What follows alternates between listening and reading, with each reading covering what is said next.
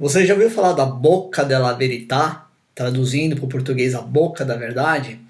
A Boca da Verdade é uma escultura de 1,75 m de altura que fica na igreja de Santa Maria em Cosmedin, em Roma. E essa escultura ela tem uma história muito peculiar. Existe uma lenda que vem desde a Idade Média que dizia que na pessoa colocasse a sua mão dentro da boca e contasse uma mentira, que a boca na verdade mordia a sua mão, ou seja, você virava uma maneta. Olha só que beleza. Antigamente seria muito fácil nós identificarmos os mentirosos porque eles eram todos manetas.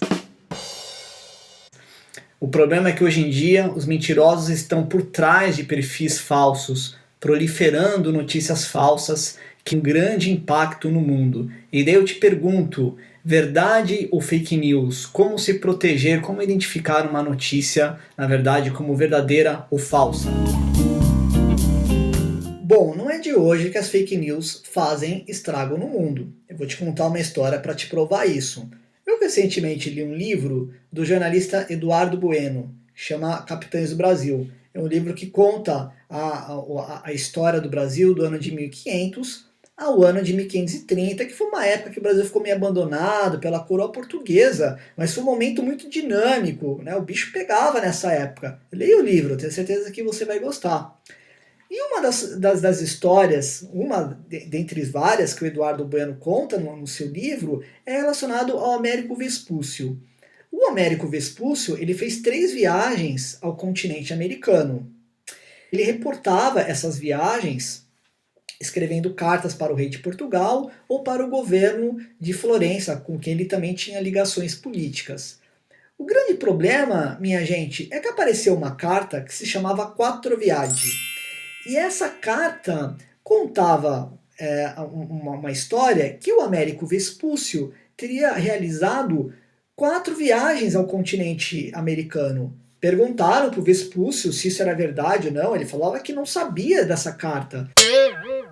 Essa carta tinha sido escrita por uma pessoa anônima, ele não sabia do que se tratava tudo aquilo. O problema é que essa carta virou um best-seller na Europa. Todo mundo lia e todo mundo comentava sobre o conteúdo dessa carta. O senhor Vespúcio morreu, muito popular. Os cosmógrafos, no começo do século XVI, por causa das descobertas dos portugueses e dos espanhóis, resolveram redefinir o mapa mundi com um novo continente. E resolveram batizar o novo continente com qual nome? América, em homenagem ao Américo Vespúcio. O problema é que os historiadores depois descobriram que essa 4ª viagem, que teria sido uma viagem que teria acontecido antes do Cristóvão Colombo, ela era falsa. Ela nunca existiu, porque a carta foi escrita pelo próprio Américo Vespúcio, fazendo aquele velho marketing pessoal, né? Aquela coisa meio LinkedIn. Pois é, para você ver o impacto que uma fake news ela tem no mundo. E como se não bastasse isso, as fake news, as notícias falsas estão ficando mais sofisticadas. Nós agora temos um conceito que chama deepfake. O que é deepfake? É um conceito que mistura deep learning e fake news. É tudo isso moldado através da inteligência artificial, cria vídeos que são fake. Você vai ver, por exemplo, um vídeo do ex-presidente americano Barack Obama fazendo um discurso e, na verdade, é tudo montagem, é tudo fake, modelado pela inteligência artificial, o que nos vai trazer um novo grau de dificuldade de interpretação de notícias daqui para frente. Acompanhe o vídeo. Foremost in all of our minds has been the loss and the grief felt by the people of Orlando. Here's the ground truth video of Obama saying the same words. Especially our friends who are lesbian, gay, bisexual, or transgender. I visited with the families of many of the victims on Thursday, and one thing I told them is that they're not alone.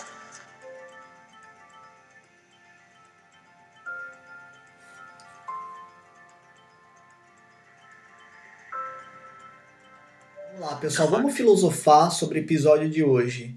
Se a gente pegar o episódio do Vespúcio, os cosmógrafos e os geógrafos, eles interpretaram de forma equivocada uma carta e chegaram a uma conclusão, acreditaram no argumento do Vespúcio e acabaram homenageando o navegador florentino, porque ele era de Florença, com o nome do novo continente, correto? Então, o que aconteceu ali foi um erro de interpretação. Quando nós interpretamos um texto, nós lemos um livro ou uma notícia na internet, o que tá acontecendo é que você acaba corroborando ou refutando uma crença sua, algo que você acredita. E você sabe que na filosofia nós temos três tipos de crenças. Tem a crença na beleza, tem a crença na verdade, crença no que é bem, na crença no que é justo, no injusto.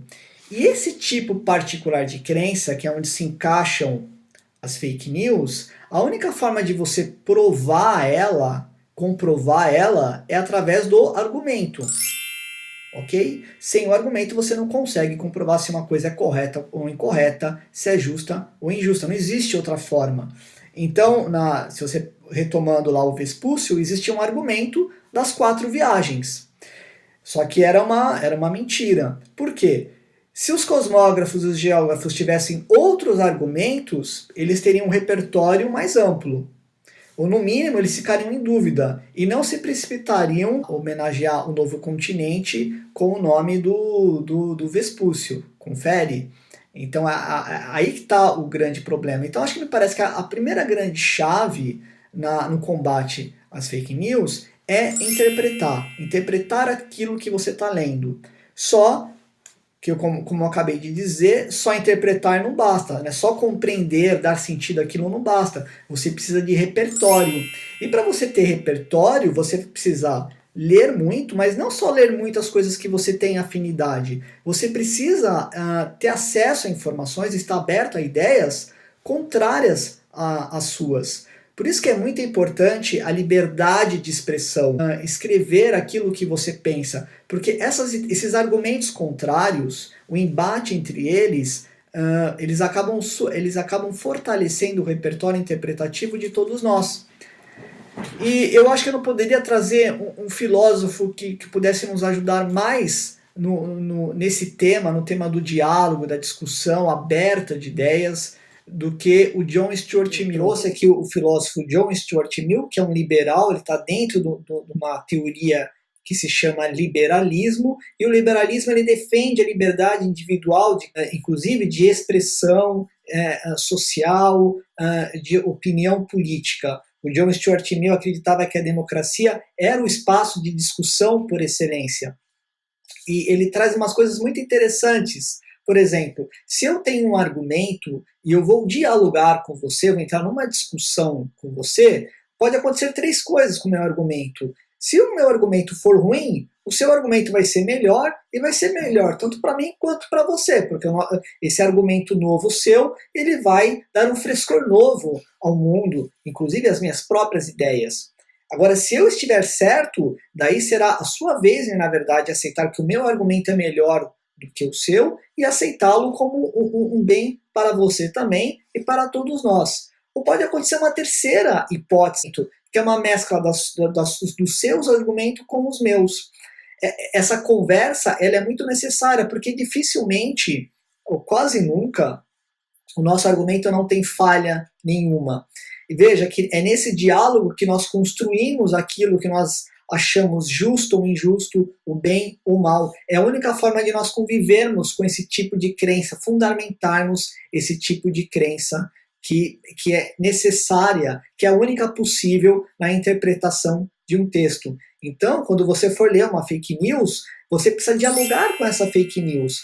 Agora, esse diálogo ele vai ser mais poderoso quando você tiver argumentos que sejam contrários ao que está na fake news.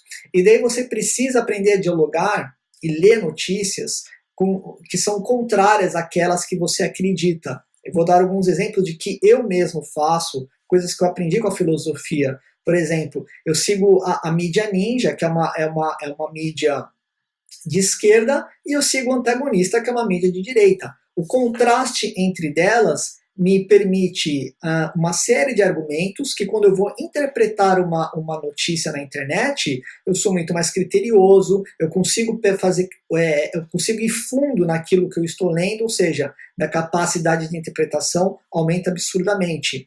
Eu também sigo o Pondé, Luiz Felipe Pondé, que é um filósofo de direita, e sigo o Vladimir Safatli, que é um filósofo de esquerda. O contraste entre a ideia entre os dois filósofos, um de direita e de esquerda, aumenta o meu repertório interpretativo. Logo, quando eu vou ler um livro, uma notícia na internet, logo de cara, às vezes eu vejo que é uma fake news que não tem consistência nenhuma.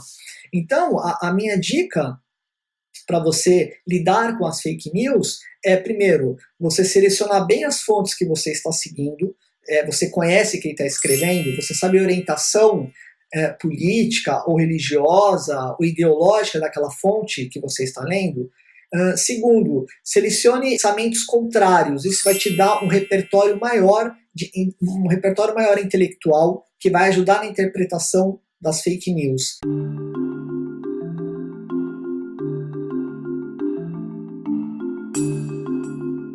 E eu queria te dar um último conselho que eu aprendi com uma grande professora minha. As palavras, elas têm poder. Quando você fala alguma coisa para alguém, ou numa discussão, isso tem um poder muito grande, isso se torna real. E o mesmo acontece quando você compartilha uma notícia, quando você escreve um comentário, você é responsável por isso. Então, eu sou um adepto, sou um seguidor do John Stuart Mill. Eu acho que todos nós temos o nosso direito à liberdade de expressão, só que isso envolve uma grande responsabilidade. Porque, caso contrário, você se torna um vetor, na verdade, um vetor de uma doença. Você espalha fake news pela irresponsabilidade e pela sua incapacidade de interpretar aquilo que você lê. Ou seja, você está contribuindo para construir um mundo pior. Bom, pessoal, o desafio do Bora Pensar hoje, que eu queria trazer, é uma coisa que todos nós já fizemos, nós estamos aqui para aprender juntos. Qual a última vez que você compartilhou uma notícia que depois, na hora, você achou que era verdade, foi gatilho rápido ao compartilhar e depois você descobriu que era uma notícia falsa? Eu já fiz várias dessas, eu faço cada vez menos, né? Eu erro como vocês, mas se vocês quiserem compartilhar, eu vou colocar alguns exemplos de coisas que eu já fiz do gênero. Vamos jogar os nossos pecados nos comentários, beleza? Muito obrigado por acompanhar o episódio de hoje. Pediria para você se inscrever no canal, compartilhar esse vídeo com seus amigos, para o canal ganhar força, ganhar atração, beleza? Forte abraço e fui!